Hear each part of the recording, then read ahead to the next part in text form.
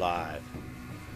Alright everybody, welcome back to a short interlude just after Chapter 5 of our 5th edition Dungeons & Dragons game. It's not a game system we run often here on Blades and Blasters, but we're giving it a shot because it's just so damn unpopular. Somebody has to run 5e.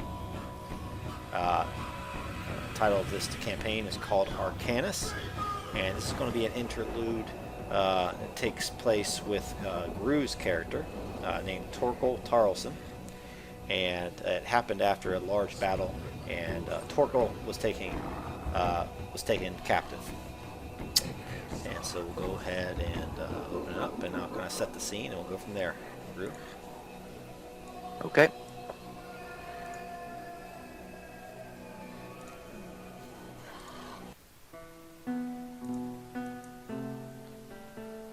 Right. So, what has happened last session is you were taken prisoner at the end of the battle. After fighting very hard and very long, you were knocked unconscious. Your army was defeated. The last thing before you lost consciousness you saw is the hooves of cavalry stampeding your way, a great clash, and then a retreat from your side, unfortunately. You woke up the following morning with two men and one elf kind of lording over you.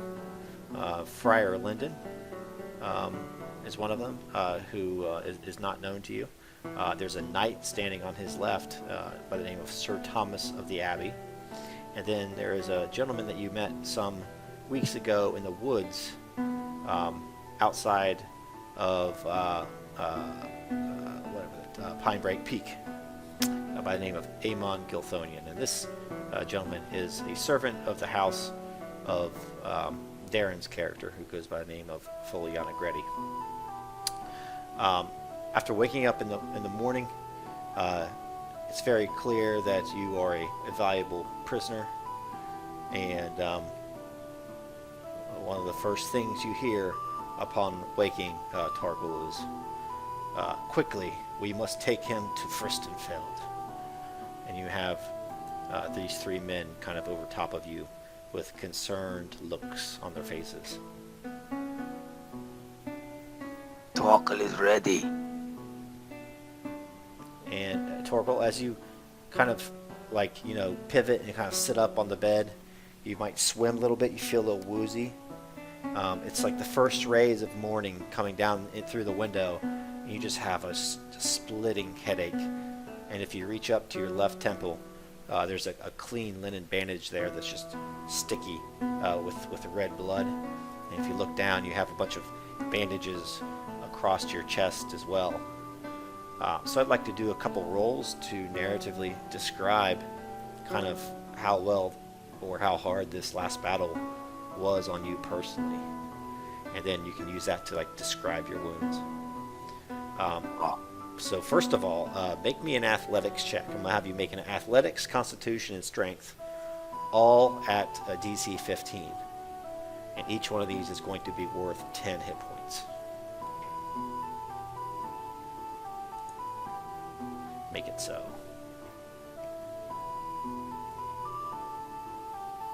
Okay. That was, which one was that? That was athletics. Athletics. Constitution. Strength. So you would be at 15. You'd be down to 15 hit points. So I'll let you kind of narrate how rough you feel and what you look like. Torquel is disappointed. Torquel has taken damage, but not enough. He has not suffered for his stupidity in freeing Zarul. He has been hit in the head. That is good. His head is useless to him. In fact, he probably doesn't need it at all. His ribs, they are bashed. Some fool with a mace who did not know how to use it. It hurt, but not enough. And outside, as they lead you out of the cottage, there is a wagon drawn by a couple draft horses. That's kind of filled with straw, and Sir Thomas is kind of helping you along. He says, "I must admit, for one of those men of the North, you sure have some mettle. I've seen lesser men fall, seen lesser men die of such injuries. Yet here you are, stubborn as an ox, continuing on. It's a too bad you have that tear." And he kind of uses his hand to move one of the bandages down, and you can see kind of on your chest the mark of Zurul, the demon, is there. That is a foolish thing I did. I removed the chain from the demon and freed it. Oh? For this I shall suffer. Very well. Carry that chain with you. Do not forget its significance, Torquel. You would let me be armed? In the state you're in, good sir, I do not think you pose much of a threat to myself, or the friar, or Aemon Gilthonian here. Have you ever faced an elf in combat, sir? No. They have all run away when they saw me. Yes, they do appear to run away, only to strike you in the back with a flash quicker than the blink of an eye. The last thing you would see would be your innards spilling out onto the floor. Well, Giltonian, please don't spill my innards. You have nothing to fear from us. Friar Linden is a good man, and as is Aemon Gilthonian, from what I know of him. His family has a long history with the Abbey, and it is to the Abbey that I've sworn an oath. They seem to have a long history as well with this chain and with Zorul. It is his ancestors who are buried beside him. Indeed, indeed. All in time, you can ask him questions as many as you want, as soon as we hit the Frystenfeld. But alas, the sun is already 1/4 of the way to its zenith. We best get a move on if we are to reach the city by nightfall. Then I shall walk. And you kind of hear like horses neighing outside and the clip-clop of hoofs. And once you get outside, you see the friar and Aemon kind of on their horses. And Sir Thomas goes and mounts one of the horses that's drawing the wagon after helping kind of Torquel inside. Rest up and get some sleep. It's a day's journey. But you don't want to tie my hands and drag me behind you? Again, you're going to want what we have to offer, Torquel. You can be free of that pain and free of that thing on your chest, if only you give the friar a chance. But as they say, we must render unto the king what belongs to the king, and thus we must take you to Frystenfeld. Then I shall see the king. But you should not treat your prisoner so well, even if you give him succor later. Well, the road to Frystenfeld is pocked with potholes. You can tell me how your ribs feel at the end of the journey, Torquel. You will feel like a babe riding in a cradle. One very large, very hairy babe. Indeed. And he hops on his horse and kind of spurs it onwards. Torquel jumps in so it hurts him.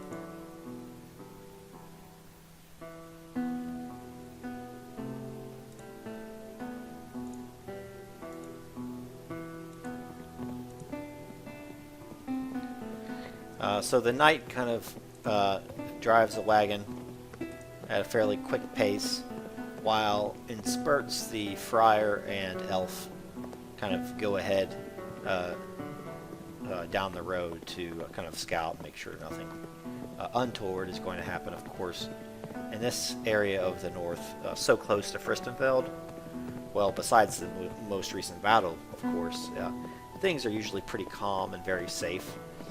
The road is no doubt pocked with potholes. In this area, they still get a summer, but they have a winter as well, and so the changing of the seasons, is very hard on the stone road. So every once in a while, the wagon will just creak and like crash, and you'll feel this jolt of pain kind of through your rib cage. And maybe halfway through the trip, you rest for a meal, and as you're eating your meal, you cough, a little bit of blood comes up. Now, with this overview of the map, you can see how you would be traveling from Mydfeld north to Frystenfeld, while the rest of the army that was beaten probably kind of fell back into the Pinebrake Forest to avoid any sort of counterattack. And if you have anything else, we'll move on into Frystenfeld. What does Torquel know of the retreat? Was he unconscious for it? Or does he know that his friends are alive? I mean, just in general. He might not know who's alive or not. Tarbin Giantsblood was fighting alongside him when he went down. But he saw that Tarbin was still standing strong, and the infantry was doing a damn good job of slaughtering the enemy. It was just upon your left flank, it seemed that a force of cavalry came out on the left flank, and you might not have known what it was coming from, but this brilliant white radiant light came before this host, and it just seemed to sweep your forces kind of aside. Okay, so I know Giant's Blood is around. Know about but as to the other two, I don't know about Julius or Foliana. No, most likely not. But I do know we were defeated. Yeah. Torquel wouldn't have been captured otherwise.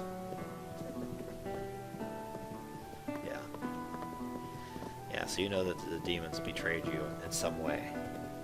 The powers were not as great as advertised.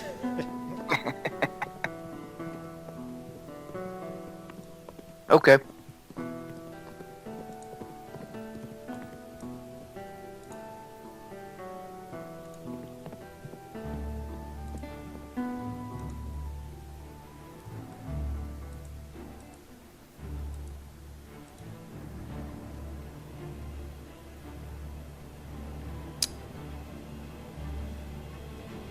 And so, eventually, late in the afternoon, as you get closer and closer to Frystenfeld, Torquel, the friar and the and elf kind of fall back alongside the wagon. They make soft conversation.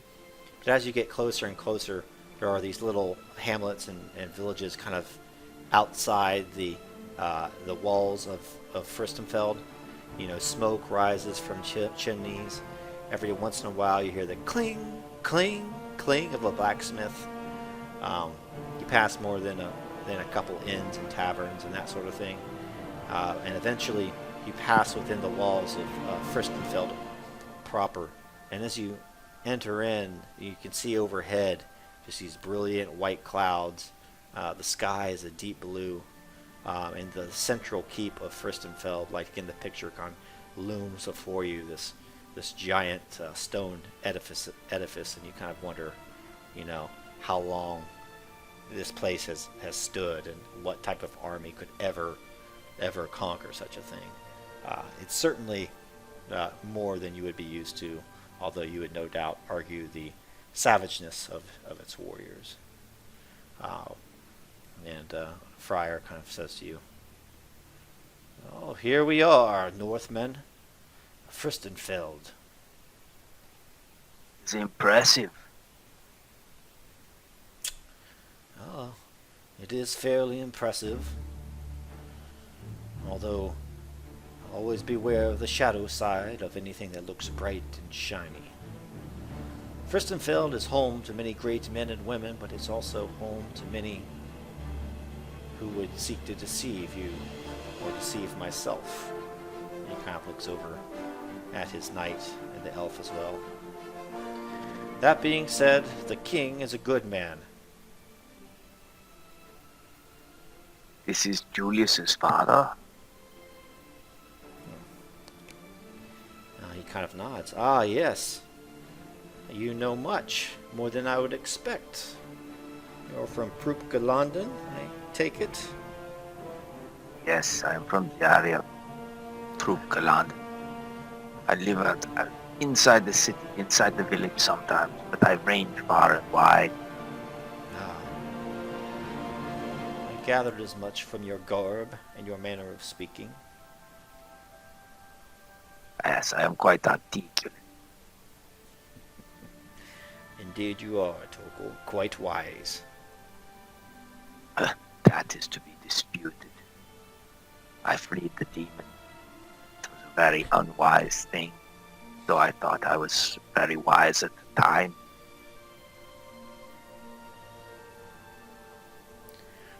He looks over to Sir Thomas.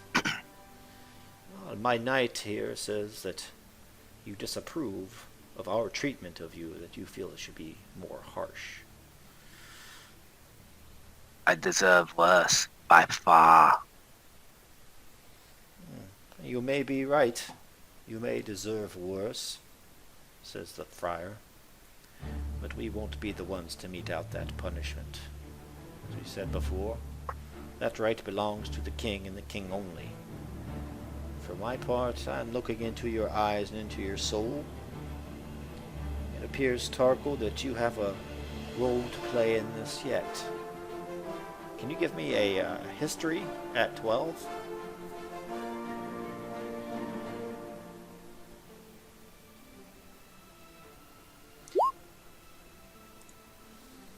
Oh, Finally made one. that's unexpected too. So as you have this conversation with the friar, you also have had quite a bit of time at this point in the game to talk with Julius. Frystenfeld has been here 4 generations. It's been back and forth between family and family, but for the last couple of generations, the Tarrasques have run things. It's kind of a local hegemon type of power, and Julius's father does have a reputation of being, if not overly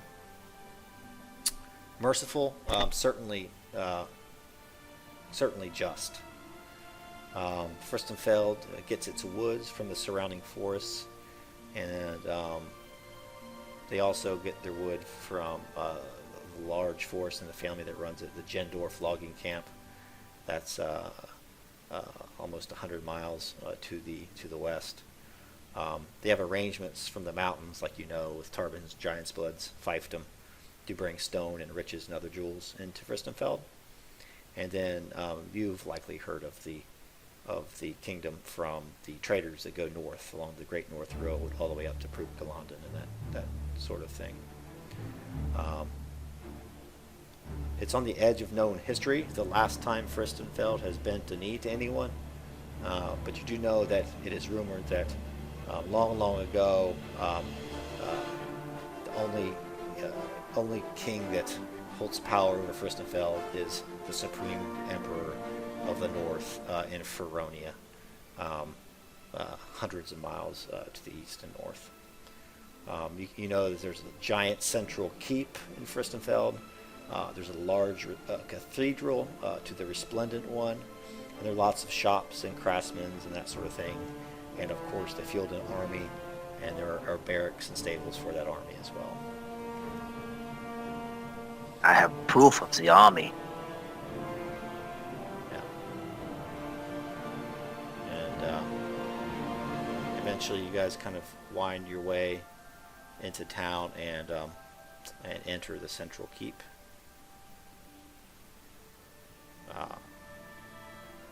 The knight and elf kind of peel off for the moment, and the friar kind of helps you down from the wagon. There. How was the trip? Are your ribs holding up okay? Oh, they are just fine. Perhaps if you drew and quartered me, I would not care so much. Well, the priests and physicians of Frystenfeld are not known for their nicety, but they are known for their efficacy. I suspect that if you allow them to treat you, you'll be better within a few weeks' time, if not sooner. Although there is that matter to attend to, and he kind of points at your chest. Yes, that is it. That is a deep wound. So,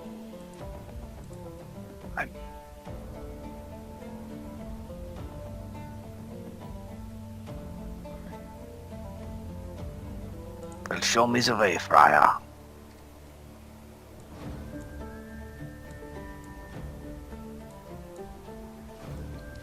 Alright, and so you're helped off from the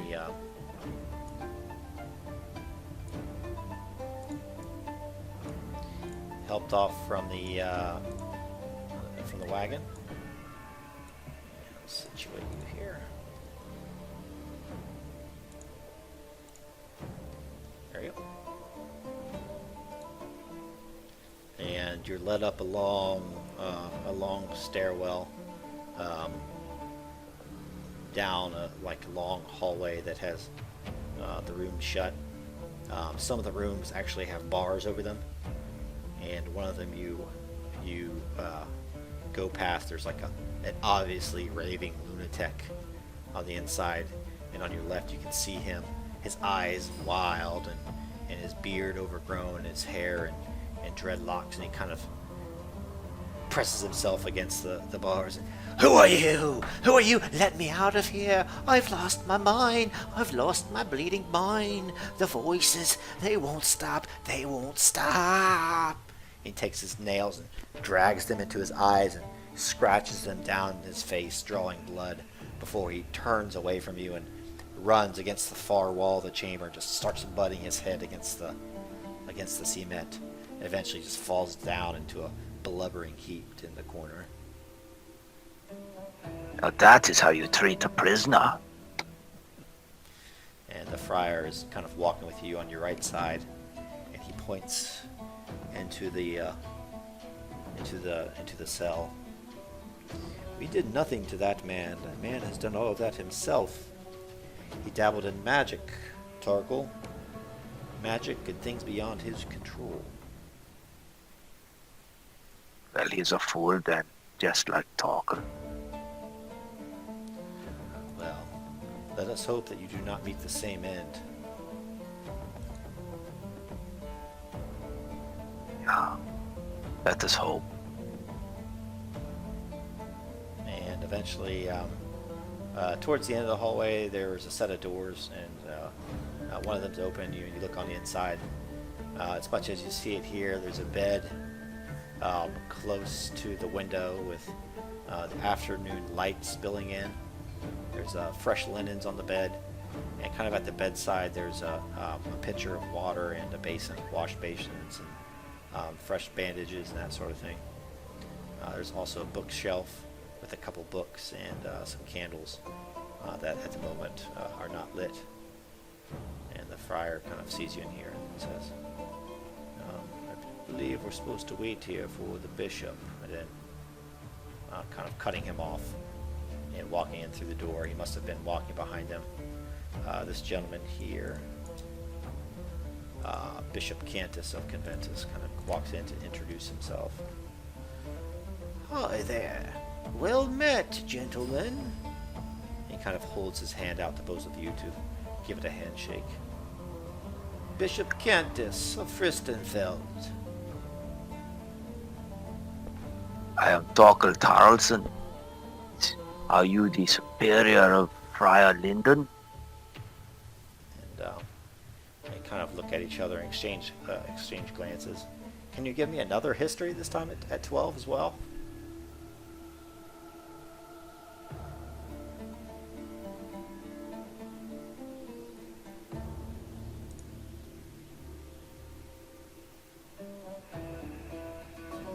Oh, look at you!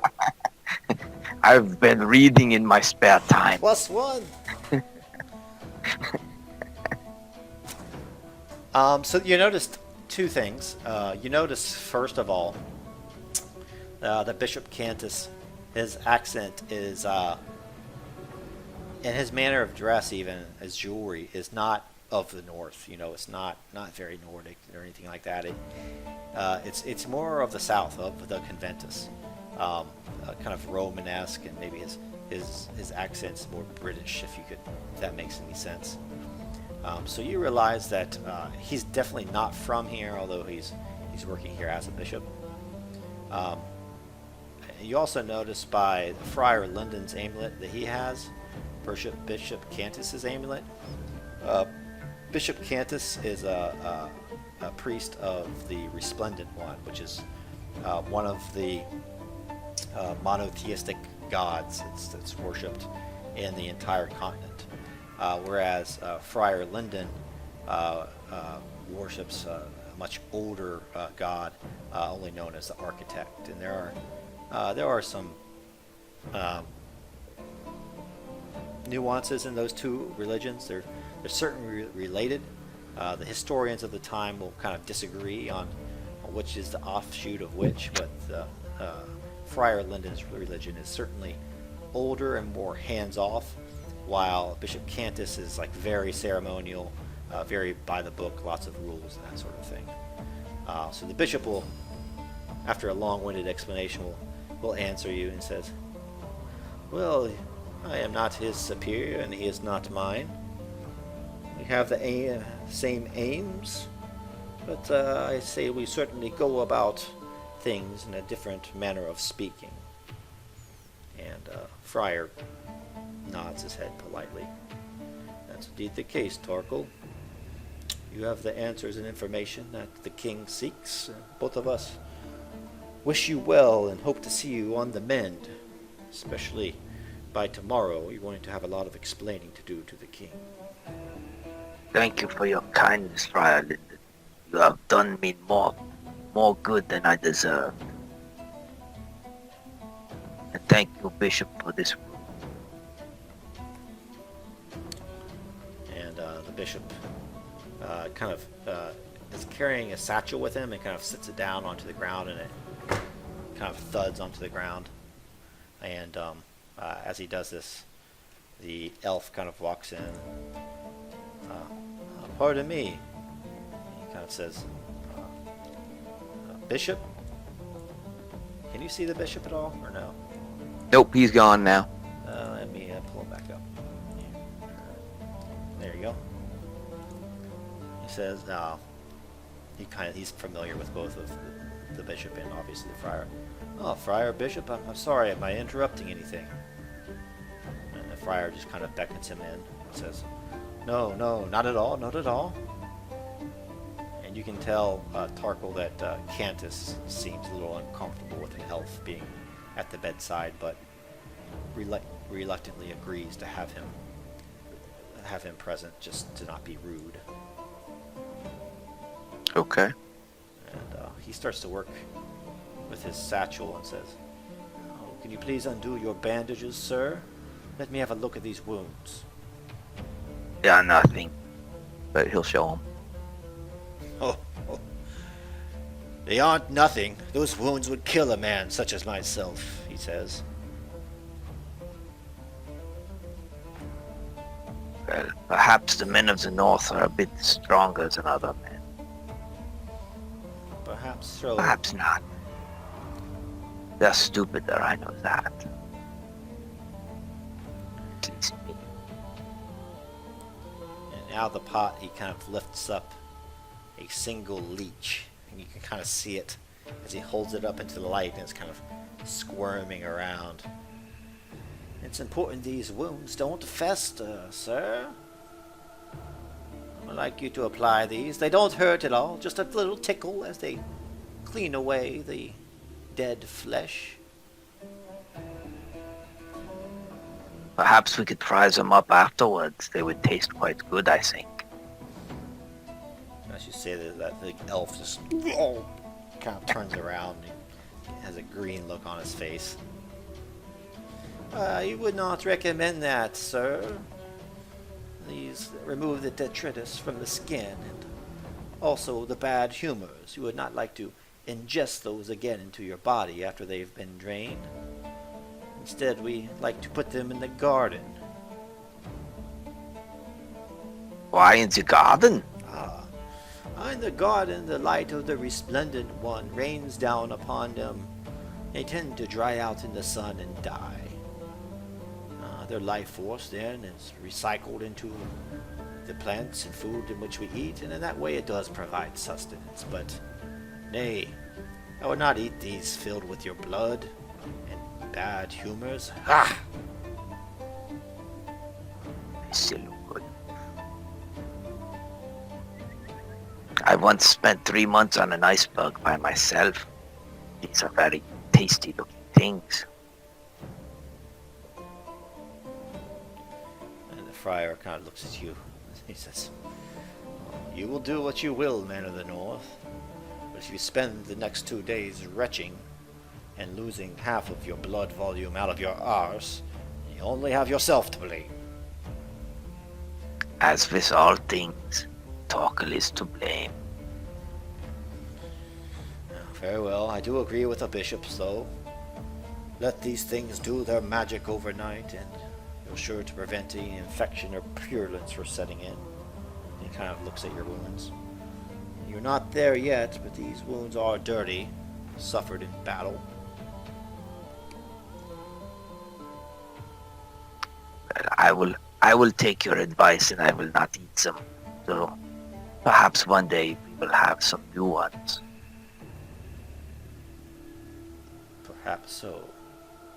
The bishop just gently starts to lay all the leeches kind of all over your body at the edges of your wounds, where the flesh is kind of marginalized and the flesh is kind of contused and purple.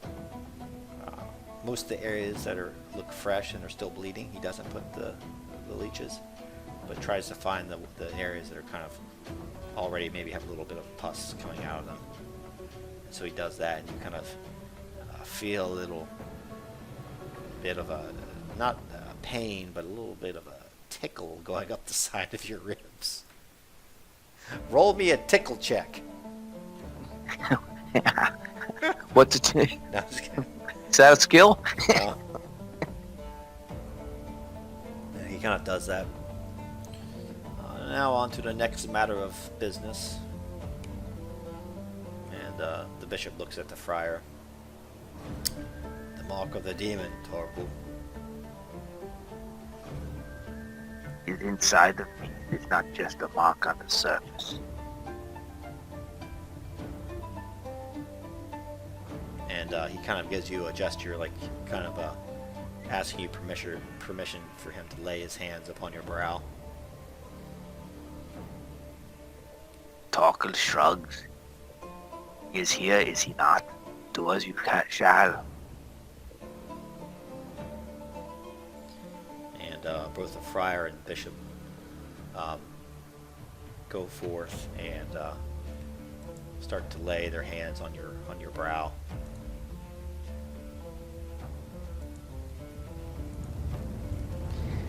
As they do so, your vision starts to kind of fade out and go black, Torquel, and your entire body just feels like it's engulfed in flame. And you seem to not be able to hear anything anymore, but you see the friar and bishop kind of talking over you as their eyes are wide and they decide on what to do.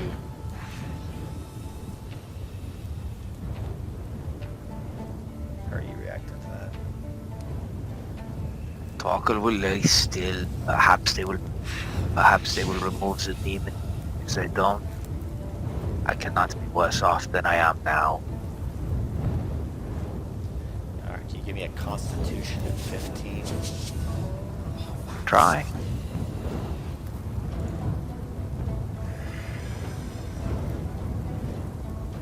Nope, I sure can't. So as you do that, the skin on your chest all around that mark of the demon starts to bubble up, and you just have the searing pain through your entire body. and you're tempted just to knock their hands away. Well, if I have to do it, I will. If not, I will try to hold off and hope they can cast it out. Yeah, the friar and bishop, seeing this though, they both kind of reflexively pull back. Oh!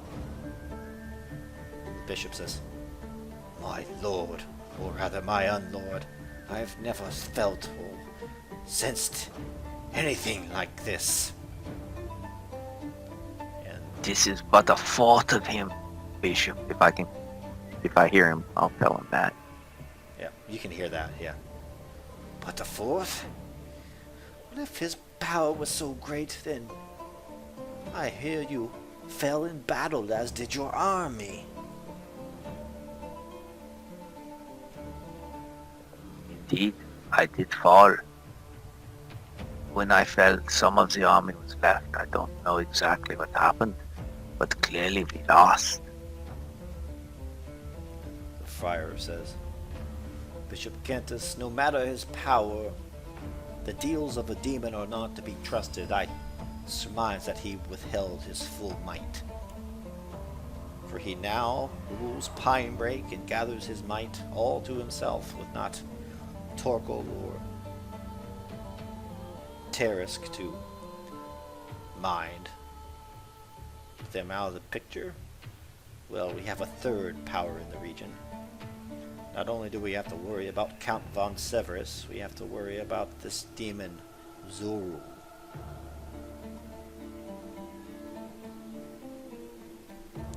The friar looks at Torquel. "Torquel, I would ask that you rest overnight. Myself and Sir Gilthonian here would like to retire to the library to do research, and I suggest the bishop do the same. This Is it operation is not going to be simple." There is a chain that Oh. I have in my possession. It is what bound the demon before. You may want to look at it. It may give you a clue as to how to at least restrain the demon.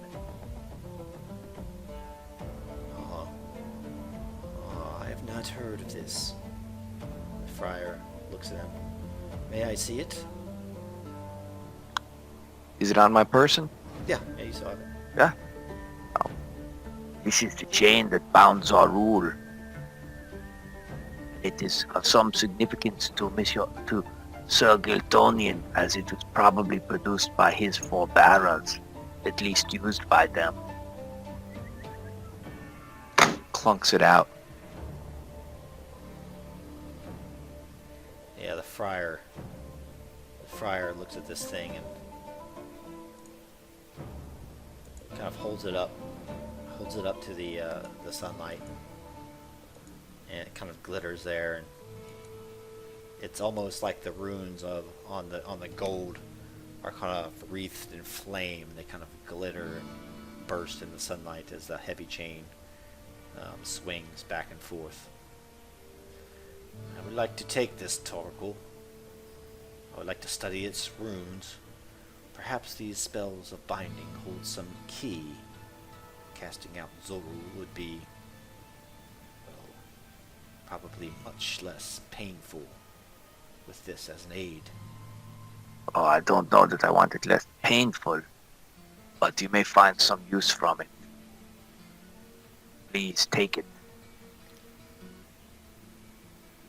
The bishop looks at Friar. "Oh, can I see that?" Kind of hands it over to him. Indeed. Most interesting. With your permission, I will retire with you, Friar, and we both can study this. I'm sure that we will have different points of view as to how to proceed with the operation, but as they say, two minds are better than one.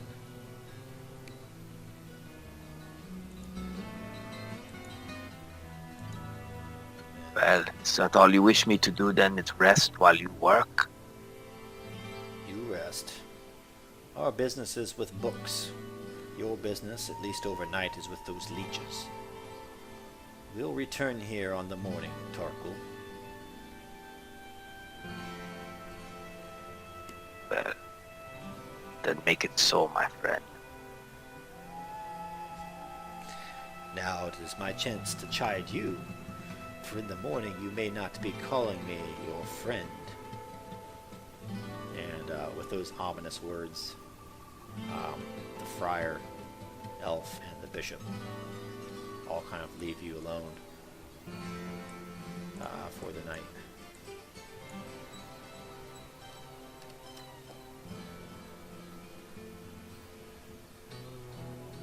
And nighttime falls, and your dreams are filled with fever and flame and pain, Torquel.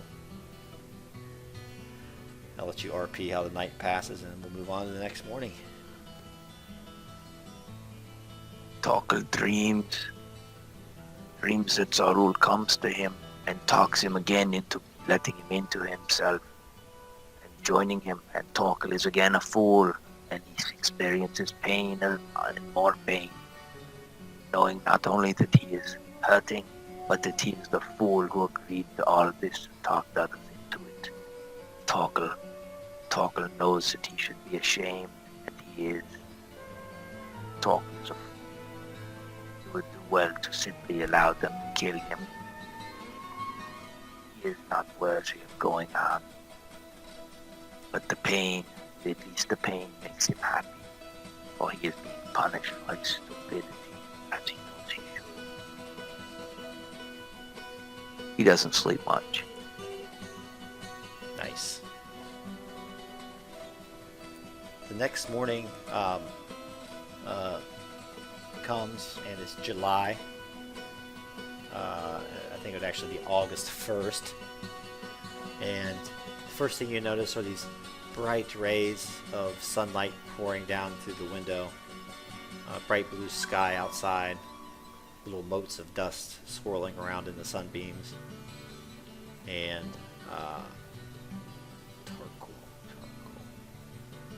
what would be both a bird, like a bird of good omen, and a bat of bad omen in the Proof Galandan? In your mythology, you think? What would be a good omen and a bad omen? The raven would be good and bad. Okay. Yeah, the raven. So, a raven, you wake up, it's like pecking at the window. You hear it, kind of pecking on the glass.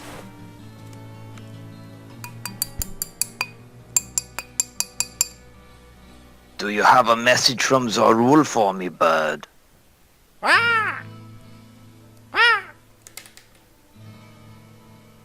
Is he going to kill me before I tell them about him?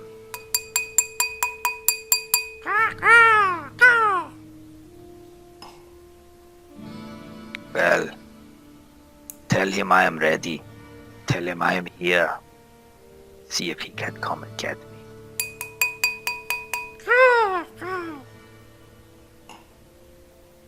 I would feed you a leech, but they say it is bad for you. And the raven just like regurgitates a worm up onto the windowsill and then starts to peck at it again and scoops up the worm and flies off into the bright blue day.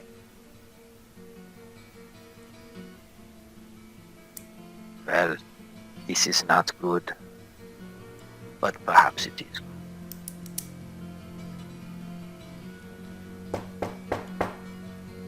Torquel, it's me. Is that you, Friar? Indeed it is. I have the bishop with me here, as well as Sir Gilthonian. May we enter? Yes, please come inside.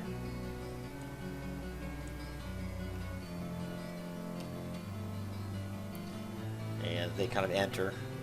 All three of them have like several books underneath their arms, and the friar has a brazier and an incense burner, and he kind of sets all this stuff down near the bed.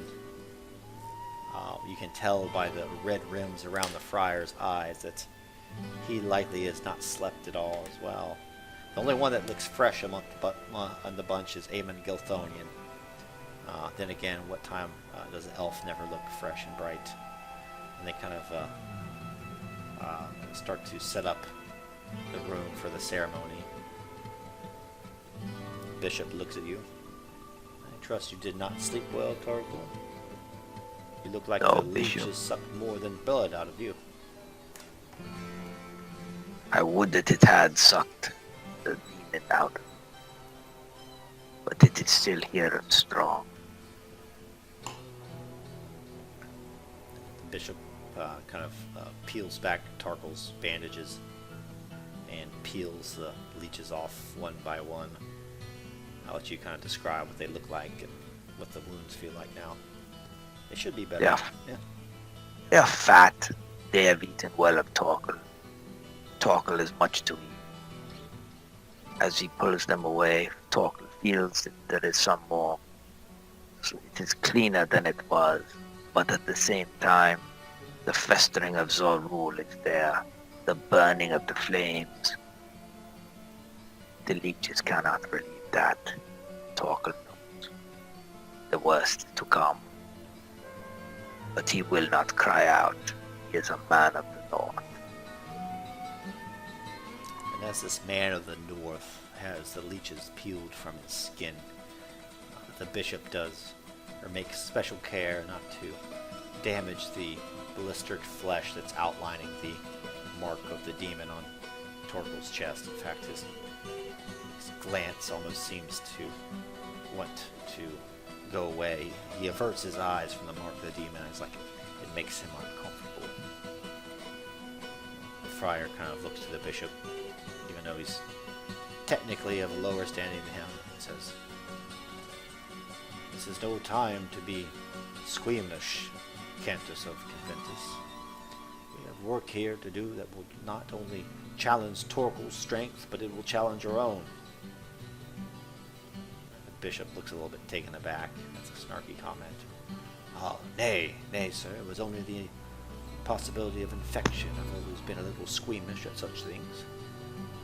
I feel most at home with my parish, not up here administering aid to a Northman. As strong as he may be, of course. Of course, the friar says, and looks at Torquel. It's okay to despise Torquel. Deserves it. You do not have to hide that. Bishop of Cantus Conventus. I brought this upon myself.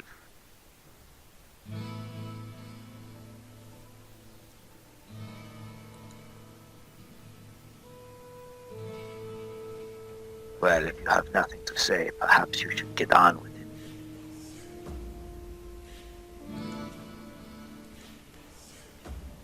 Indeed, I think we shall.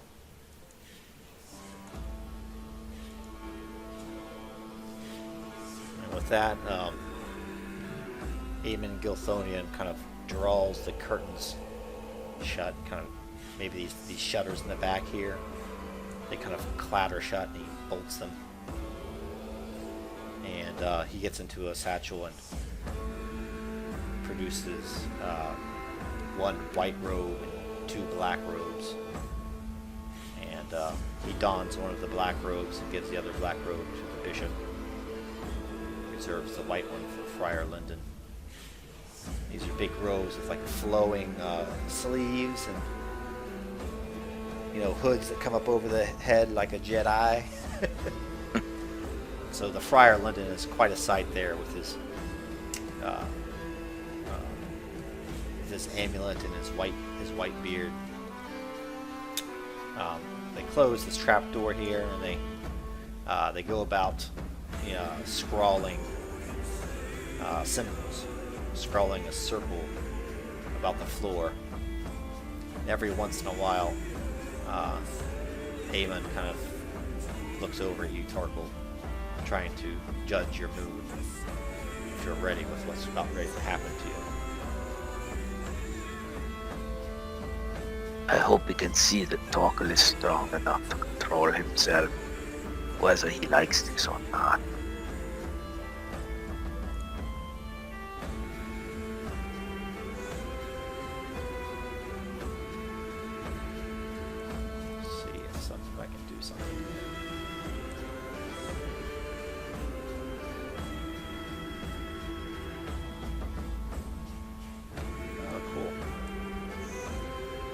this right in from my Evernote.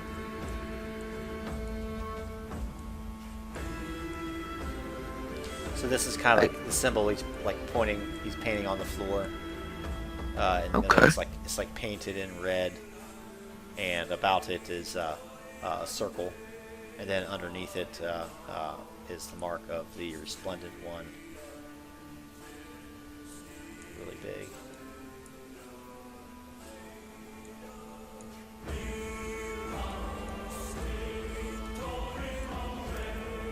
And then they start to kind of like all about the circumference of this thing. You'll like see all these symbols.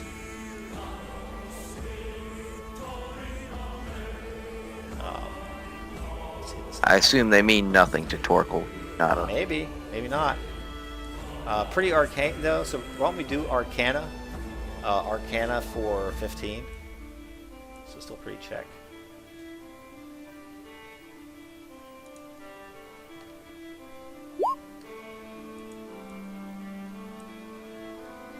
13.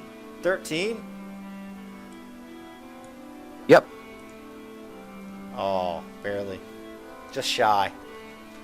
So you might notice, you know, the two major ones, of the two major religions, kind of in the center there. One of the symbols you is the one on your chest, all around the outside. One of them, you know. The other ones you probably would guess are from like demonic kings, demonic princes, or something like that. But it looks a little ominous to you, so you may get a little scared, or maybe not. But at this point, the room's temperature starts to drop. Starts to get very cold, and as you breathe, Torquel, there's jets of kind of vapor coming from your nostrils. Like back home. Indeed. Just like back home, Torquel. Now, sit up in bed as well as you can and hold this. Kind of hand you the chain. Okay. Torquel will take it. At this point, Aemon and the bishop start to chant. It's in a low language that you no doubt do not understand, and kind of rises and falls. As they chant, they start to circumambulate the glyphs there, and the friar is in front of you and locks eyes with you, and as the chain swings back and forth, he starts to speak words of power in another language that you definitely do not recognize, and immediately you feel in the back of your mind some sort of presence. And contrasting with the lower temperature in the room, you feel yourself start to sweat. And Torquel says, or the voice says in the back of your mind, "Ah, so the Northman lives." If you are so strong, you should have known that before. I am more strong than you even know, and you are more foolish. What are you doing here, treating with these old men? Torquel, return to Pinebreak at once. I am not a dog who comes when he is called. Not a dog, but a gem. The Battle of Mydfeld was merely a ruse to rid ourselves of those other dogs. Weak as those are, I know the true strength of Arcanus lies in the north. It is there where we must start. So, smash these fools' heads in with your bare hands and return to Pinebreak at once. And you can hear Friar shouting out, "The demon is with us! Zurul has come!" And make your first Constitution check at 15. You want to make 3 of them again. You're going to want to get 2 out of 3. Let's see how the first one goes. Oh, Oh God! I mean, I've gotten like that. That's 3 sevens. All of them are the Constitution. okay. So, as he says, the demon is here. That voice in the back of your mind. No, no, I've always been here. And the glyph on your chest not only starts to blister and burn, and big gout of flame erupts from your chest, and just searing pain burns its way itself into your mind, and now the flesh kind of going up your neck starts to bubble.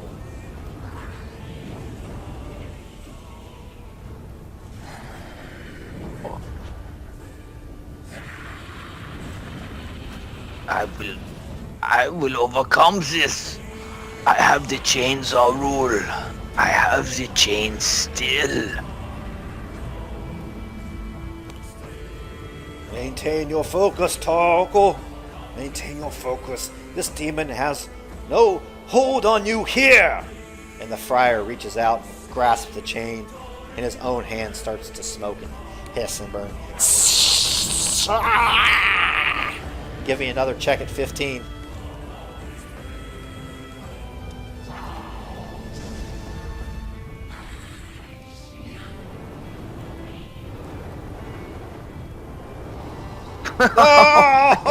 Barely. Not. Barely not. So, this like your hair just erupts into flame, Torquel. But the temperature of the room kind of continues to drop, and it starts to actually snow and hail inside the room, and like the shutters are whipping, and like the curtains are blowing, and you just getting burnt to hell. And now Bishop Cantus steps forward as well, and he grabs that chain and says, "Come forth, demon! Come forth now, by the power of the Architect, by the power of the Resplendent One." And then the elf even steps forward and puts his hands on the chain and says, "The daughter commands you! Come forth from this man now!" And make your last check.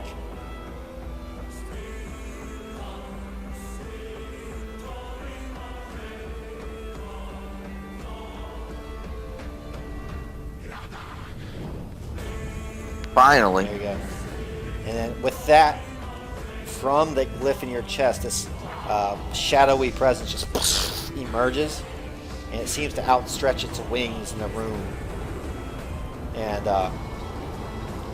Friar Linden takes that chain and like whips it into the air, and like it seems to like wrap around the shadow's neck. And you hear this hissing and burning, and it goes along with the burning that's through your whole body. And he hands the chain back to you, Torquel. And he says, "Now, Northmen, cast him into the circle!" I will cast him in. How do I do it? Yep, just RP it, and as you do it, like the shadow starts to crystallize in his like this like crystalline form, and the friar wants you to break it. Torquel stands. He grabs the chain, pulls it tight as the crystalline form that's part of what was once our rule takes it into the circle where it feels great pain from the Architect, great pain from the Resplendent One. As he takes it there, he chokes it slowly, pulling the chain tighter and tighter, till at the very last when he pulls, it shatters into pieces on the floor with single glyphs. And those glyphs, the burning comes. As the burning saturates the body, it is gone, and it's gone from the room, and temperature returns to normal. Looks at it. I don't know what to call them. Looks at those who have saved him. He says, "Thank you.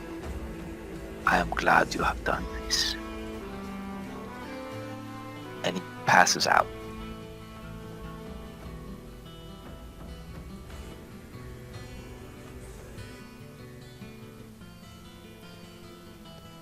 pass out, and you sleep for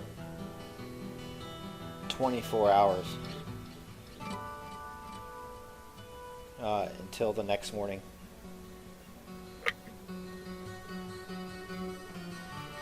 And the next morning comes, and that same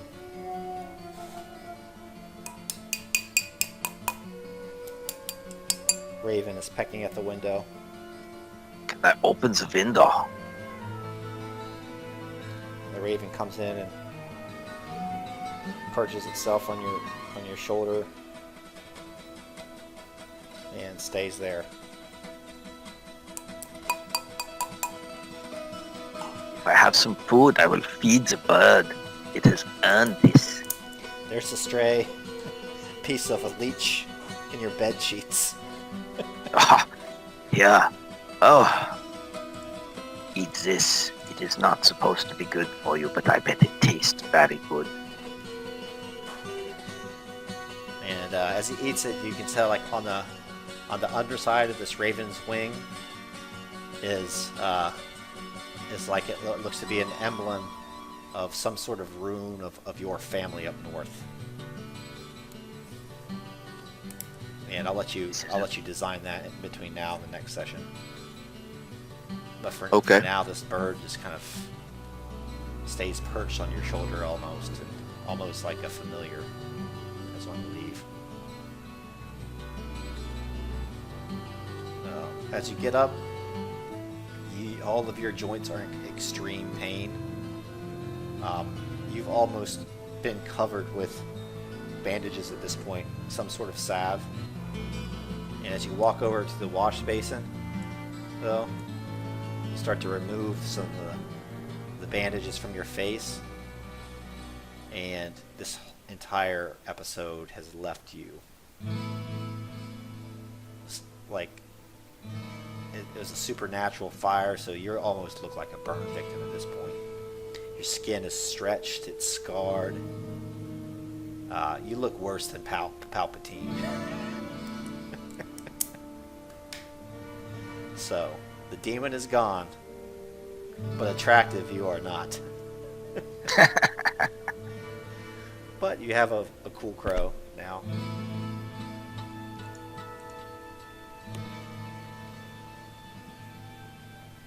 What are your thoughts as you look in the mirror at your face? It was never pretty, but I will never impress my Thora now. I must do great deeds. If I am ever to impress any woman, they will certainly not love me for this face. And then he thinks, I must send word to Poliana that she can remove this demon. She must know this.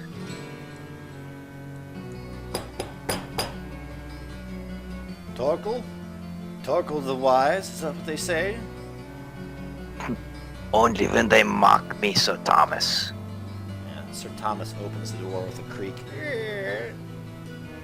He tries to hide his shock, but it's clear that he's just repulsed by you now, and tries to be polite and says, well, you looked good. I heard what happened. It looks like you took it well. Yes. I feel like a newborn babe. Does the king wish to see me now? Indeed he does. I'll escort you there. Oh, yes. Oh, and he his creaky joints as he gets up, he does not feel really good, but he comes.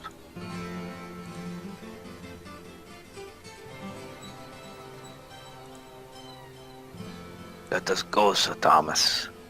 I will see what I can do now.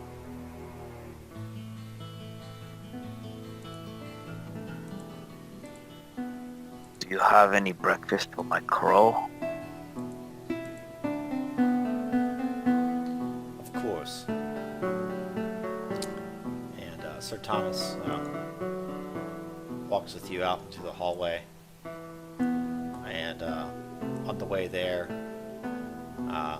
there are like several rooms with sick patients in them, and he goes into one of them and takes a loaf of bread and a block of cheese, splits the loaf, gives half to you, pockets the other half, and then gives you the entire thing of cheese.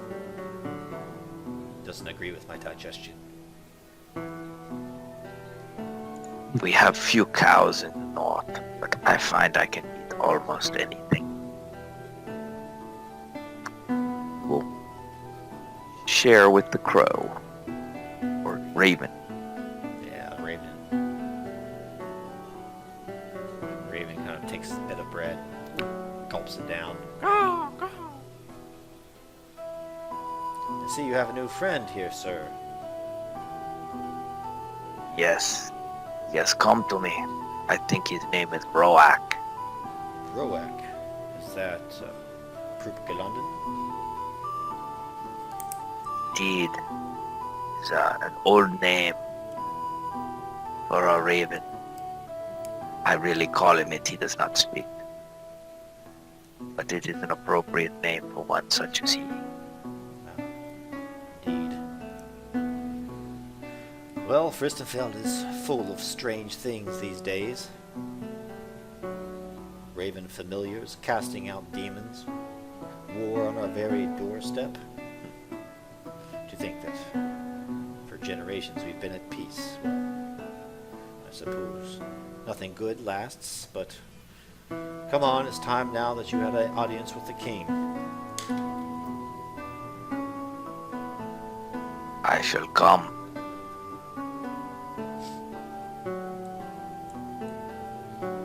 What is the king's name? What is his title? Leads you down a long hallway. At the end of the hallway, there's like a red carpet that leads into a bigger chamber. Lord Jairus Tarisk is his name. He is severe when he needs to be severe, but also has a reputation for fairness. I trust if you, well, you look repentant enough, he may treat you kindly.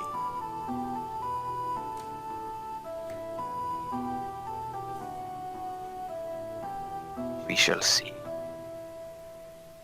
We shall see indeed. And as you enter the chamber, you hear the sound of fountains, and the chamber's air is like really crisp and fresh. Definitely different from where all the sick people were being kept.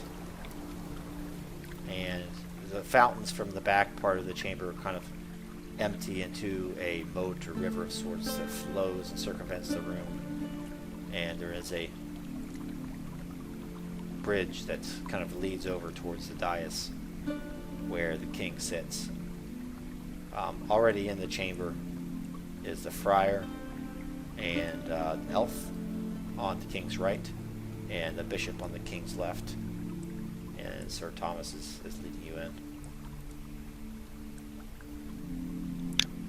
Are there other people that just aren't represented, or is that it? I think that's it.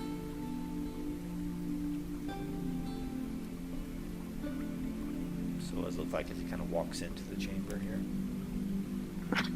He looks pitiful. This smoking, scarred, battered shell of a Northman with a raven on his shoulder. Yeah, the king. The king is actually standing on the dais, but with his back to you as you walk in. Over the throne is this giant piece of art. It's like an ancient battle with maybe his ancestors on it, riding against some sort of stylized demonic army. You kind of hear him talk as you walk in. They say justice is an elusive thing, Northerner. But they also say that when it wants to find you, there is no way to hide from it. Is that true in your experience? My experience, justice depends on where one sits. But retribution is easy to measure and easier to hand out. Wise and simple words. I would expect no less from such a warrior from the north. He kind of turns to you, points with his right hand up to the piece of art. They say that just before this battle, my forefathers were allies with the men of the far north. People from Norwall, people from Prukkelanden. That when the time is right, they saw a common purpose and left the frigid wastes of that land and journeyed south. But that was so long ago. Now, instead, I'm faced with a wrecked, smoldering man who seems to have made allies with my son. A son who my counselors say now means to make war upon his own father. You can see his obvious anger. The friar, Aemon, and bishop are seated. As soon as he walked in to the king's chamber, Sir Thomas knelt.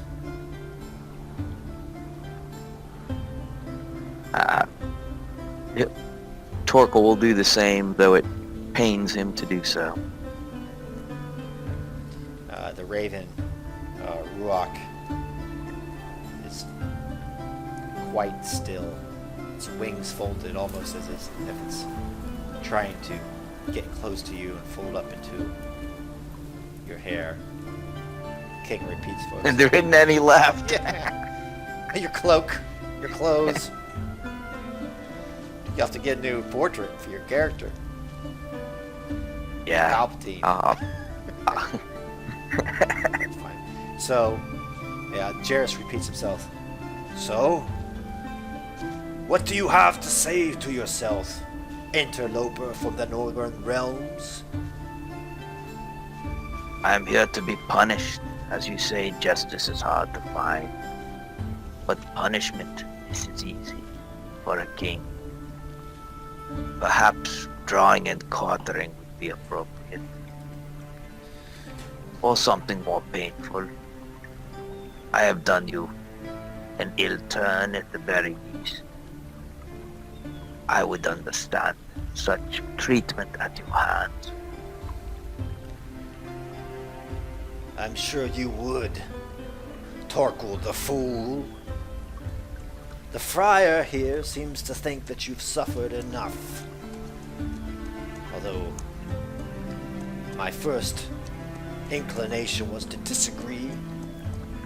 I can't argue with the fact that you now have certain uses. For one, you know the mind of my son, you know his traveling companions, and perhaps his aim. Is that true? I know what he spoke of, but I was never a particular confidant of your son. So I know his general speaking, but I do not know what is in his heart. I'm not sure he shared that even with Lord Giantsbane. Bishop kind of leans into Jairus. So, Lord Giantsbane rides with my son as well. It seems that the entire North has arrayed itself against me at the very time I need it most. But as the friar and bishop can no doubt attest, my faith is pure and it is strong. I will give you the death you seek. I will give you reward if you deserve that. But I do have a task for you, Torquel Tarlson. Torquel the Fool. What would you have of me? He kind of comes down from his dais. And the mighty king, you know, he is a king, but that charade drops a little bit. And you see the father behind his eyes. My son's talents, in kind of air quotes, have corrupted him. It is bold of him to move against me, but foolish. His judgment is poor, and his age is young, and now we have to deal with a demon, friar, bishop.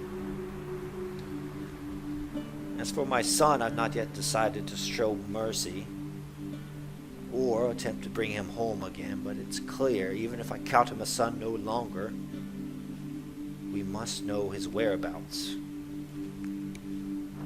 And he kind of looks down at Torquel. The demon, I think, has asked him or told him to go to Pinebreak Peak again. It tried to tell me the same. I suspect your son has returned that direction, though I know not if he has enough will to avoid him, to ignore what it tells him. Even if I sent you out into the winter, Torquel, with no food, water, or direction, I would not feel guilty about it. So I will send you thus. I will send you south. I will send you north, east, and west. With this quest only, find my son, know his mind.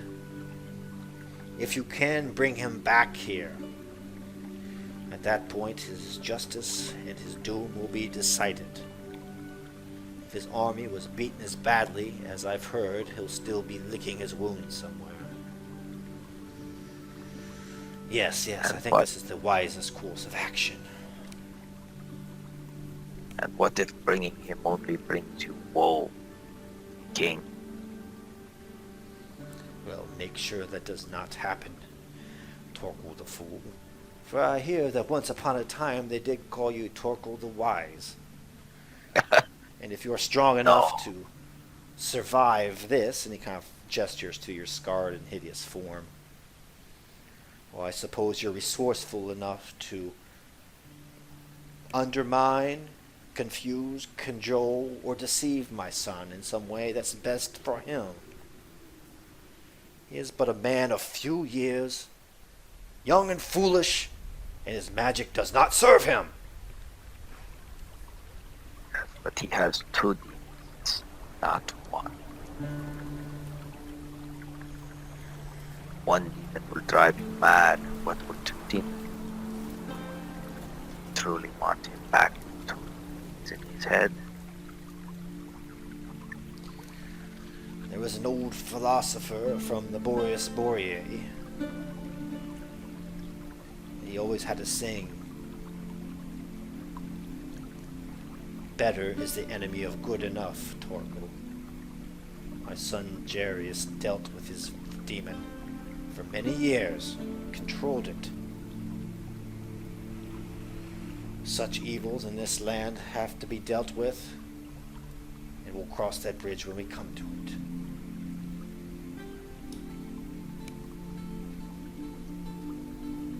What of the others? What of Lord Giantsbane and Foliana?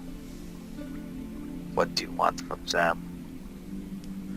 Of course, I would have you bring them as well, so they can meet their justice. Of course, if you cannot do this, at least report back as to their goings-on. If war is to be made, well, at least we may be prepared for it. In that case, Torquel, I would like to have you on our side. If you had any relationship at all with these fools who have joined my son on his errand on his fool's errand. Well, they may think twice about striking you down. For there are curses in this world worse than those of a demon. Well, It is I who removed the chain and I who brought this upon them. Perhaps you should simply punish me, as their sins are truly my sin. Had I not removed the chain from Zorul, they would not have become his servants. No, no, no. Do not think that by going on this errand you will be receiving any measure of freedom. No. You'll have someone with you, or two someones. And he kind of raises his voice. Are there any here who would accompany Torquel Tarlson on his journey? And dutifully all four of the others kind of rise and raise their hand.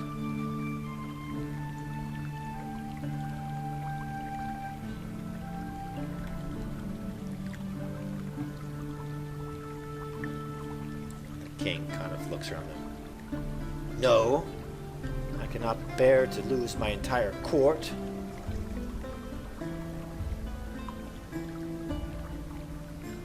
Looks at Torquel. Choose two of these men to go with you. They'll keep you on the right path and be your advisors. Well, if I do them as well as I did my last set of friends, they will not like me much. But I will take Friar Linden and Amy. And the friar kind of bows slowly, as does Aemon Gilthonian. The friar kind of says to Jerisk, "Very well, my lord. I will perform this task dutifully. I trust Sir Thomas to look after the abbey while I'm gone."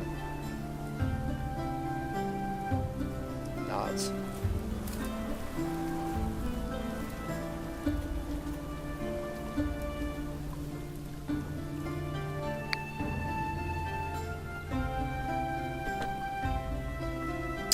Unless you have anything else, we'll let you kind of RP how this ends and how long you'll stay in Frystenfeld and when you'll leave. Torquel would not stay in Frystenfeld. He has promised to go and find Julius. So he will leave, and as the king said, he will take no food. He cast out gold with only what he has with him. Aemon Gilthonian and the friar Linden can follow. Simply start to walk, knows the way. Pine Break is where this shall end, or where the next step will be. He sinks, for he does not want to turn Foliana or Lord Giant's blood over to King Taris. But he also knows that the only way to cast out the demon is to go to Frystenfeld. Friar Cantus is thinking. He is happy to have his raven. Perhaps it could deliver messages for him. Or perhaps it would just be a comfort in his burned, bedraggled state. He will lie in the snow if he can find any to make the burns feel better. But he begins to walk, and walks south, and cuts away as he's walking south, hobbling.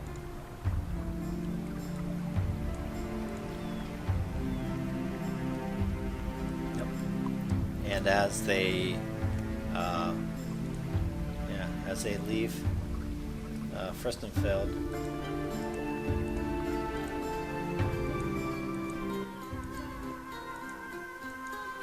you can see Torquel ahead of Aemon Gilthonian and the friar behind them. Torquel might have a bit of a different appearance compared to when he entered the city, but the friar, for his part, has his billowing red cloak out behind him, and Aemon sits upon his white horse with the bow slung at his back. And Torquel's raven leaves the shoulder, spirals overhead, higher and higher up towards the clouds, so as much as the entire north is spread down below the raven's watchful gaze. And we will end the session there. Very good, thank you. Oh, thank you. I've got to find a new avatar now. Ah!